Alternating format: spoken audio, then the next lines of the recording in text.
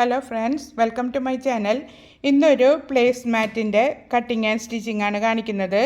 നമ്മൾ തയ്ച്ചിട്ട് ബാക്കിയുള്ള left over piece വെച്ചിട്ടോ അതല്ലെങ്കിൽ ഇതിനായിട്ട് കോട്ടൻ്റെ മെറ്റീരിയൽ വാങ്ങിച്ചിട്ടോ നമുക്ക് ചെയ്തെടുക്കാം. നിങ്ങൾ വീട്ടിലിരുന്നിട്ട് മാക്സിയൊക്കെ സ്റ്റിച്ച് ചെയ്ത് കൊടുക്കുന്നവരാണെങ്കിൽ ഇതും ഒരു ബിസിനസ് മാർഗമാക്കാവുന്നതാണ്. നല്ല നല്ല മെറ്റീരിയൽ വാങ്ങിച്ചിട്ട് ചെയ്തെടുത്താൽ എല്ലാവരും ഇഷ്ടപ്പെട്ട് വാങ്ങിക്കും. ഇപ്പോൾ അങ്ങനത്തെ സാധനങ്ങൾക്കൊക്കെ നല്ല ഡിമാൻഡുള്ള സമയമാണ്. 2 ഇഞ്ച് വീതിയിലാണ് ഞാൻ എടുത്തിട്ടുള്ളത്. നീളം നമുക്ക് എത്ര വേണമെങ്കിലും എടുക്കാം. നമ്മൾ തയ്ച്ച് കഴിഞ്ഞിട്ട് ബാക്കി കട്ട് ചെയ്തെടുക്കുകയാണ് ചെയ്യുക. അപ്പോൾ അതൊരു പ്രശ്നമേ അല്ല. ഇനി ഇതിൻ്റെ സെൻറ്റർ ഭാഗത്ത് വെക്കാനായിട്ട് 2.5 ഇഞ്ച് നീളവും 2.5 ഇഞ്ച് വീതിയിലും വേറൊരു ചെറിയൊരു പീസും കട്ട് ചെയ്തെടുക്കുക. പിന്നെ അതിന് ബേസായിട്ട് വെച്ച് കൊടുക്കാൻ വേണ്ടിയിട്ട് ഞാനൊരു ഫോം ഷീറ്റ് കട്ട് ചെയ്തെടുത്തിട്ടുണ്ട്. ഫോം ഷീറ്റ് നിങ്ങളുടെ കയ്യിലില്ലാന്നുണ്ടെങ്കിൽ പഴയ ജീൻസ് ഉണ്ടെങ്കിൽ അത് കട്ട് ചെയ്തിട്ട് വെച്ച് കൊടുത്താൽ മതി. അതുമല്ലെങ്കിൽ നല്ല കട്ടിയുള്ള തുണിയുടെ ഷോപ്പിംഗ് ബാഗ് ഉണ്ടല്ലോ, അത് വെച്ച് കൊടുത്താലും മതി. ഇതിൻ്റെ ലെങ്ത്ത് ഞാൻ എടുത്തിരിക്കുന്നത് 17 ഇഞ്ചാണ്. വിഡ്ത്ത് എടുത്തിരിക്കുന്നത് 13 ഇഞ്ചുമാണ്. ഇനി ഇത് കറക്റ്റ് മടക്കി കൊടുക്കുക. ലെങ്ത്ത് വൈസിലും വിഡ്ത്ത് വൈസിലും മടക്കിയിട്ട് കറക്റ്റ് ഇതിൻ്റെ സെൻറ്റർ മനസ്സിലാവുന്ന രീതിയിൽ വരച്ചെടുക്കണം. ഇപ്പോൾ ഇങ്ങനെ മടക്കിയിട്ട് ഈ ഒരു സൈഡിൽ ചോക്ക് വെച്ച് ഒന്ന് മാർക്ക് ചെയ്ത് കൊടുത്താൽ മതി. അപ്പോൾ നമുക്ക് കറക്റ്റായിട്ട് വരച്ചെടുക്കാൻ പറ്റും.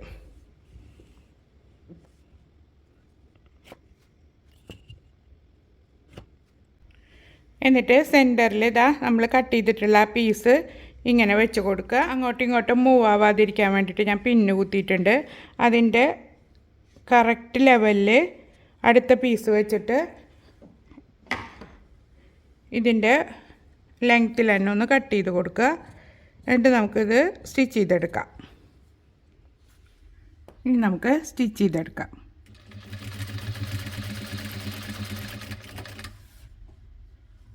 ഇങ്ങനെ ഒന്ന് തിരിച്ചിട്ടിട്ട് കൈ വെച്ചിട്ടൊന്ന് പ്രസ് ചെയ്ത് കൊടുക്കുക.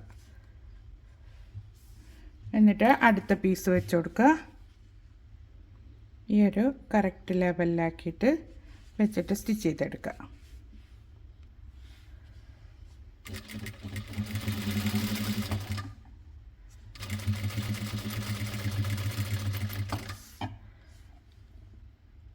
അപ്പം നമ്മൾ ഓരോ പീസ് സ്റ്റിച്ച് ചെയ്തിട്ട് അതിൻ്റെ മേലെ വെച്ച് അടുത്തത് സ്റ്റിച്ച് ചെയ്യുമ്പോൾ ലെങ്ത്തിൽ വ്യത്യാസം വരും. അതുകൊണ്ടാണ് ലെങ്ത്ത് കട്ട് ചെയ്യണ്ടെന്ന് പറഞ്ഞത്. ഇനി ഇതിൻ്റെ ബാക്കി പീസ് നമുക്ക് കട്ട് ചെയ്ത് കൊടുക്കാം. ഈ ഫോം ഷീറ്റ് പല കളറിൽ അവൈലബിൾ ആണ് കേട്ടോ. ഇപ്പോൾ ആമസോണിലൊക്കെ ഇത് വാങ്ങിക്കാൻ കിട്ടുന്നുണ്ട്. ഇനി ഇപ്പുറത്തെ സൈഡിൽ അടുത്ത പീസ് വെച്ച് കൊടുക്കുക. ഇങ്ങനെ തിരിച്ചും മറിച്ചും വെച്ചിട്ട് സ്റ്റിച്ച് ചെയ്തെടുക്കുക.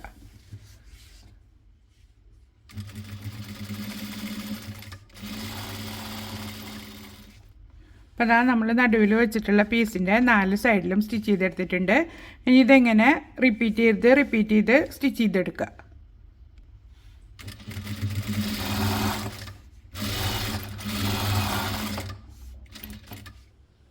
ഫുള്ള് സ്റ്റിച്ച് ചെയ്തെടുത്തിട്ടുണ്ട്. ഇനി ഇതിൻ്റെ എക്സ്ട്രാ നിൽക്കുന്ന പീസുകളൊക്കെ കട്ട് ചെയ്തിട്ട് ഇതിനെ നമുക്ക് ഒരു അടിയിലൊരു കോട്ടൺ പീസ് വെച്ചിട്ട് തയ്ച്ചെടുക്കണം. അതിന് ശേഷം പൈപ്പിംഗ് ചെയ്തിട്ട് ഫിനിഷ് ചെയ്തെടുക്കാം.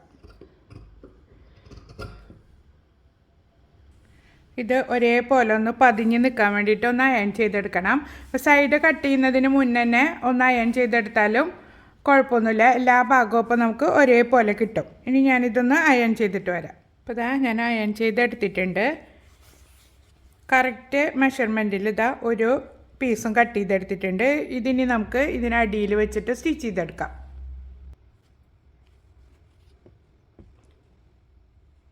സ്ട്രെയിറ്റ് ആയിട്ട് 4 ഭാഗവും സ്റ്റിച്ച് ചെയ്തെടുക്കാം. അതിനുശേഷം നമുക്കിത് പൈപ്പിംഗ് ചെയ്തെടുക്കാം.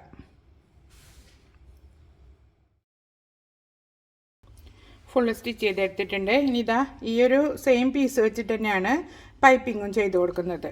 ഇത് റോങ് സൈഡിൽ വെച്ച് തയ്ച്ചിട്ട് നല്ല പുറത്തേക്ക് മറിച്ചിട്ട് കൊടുക്കുക. ഇതിപ്പോൾ 2 ഇഞ്ച് വീതിയിലല്ലേ നമ്മൾ കട്ട് ചെയ്തെടുത്തിട്ടുള്ളത്.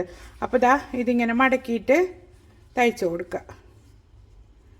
അപ്പം നല്ല കട്ടിക്കുള്ള പൈപ്പിംഗ് തന്നെ കിട്ടും നമുക്ക്.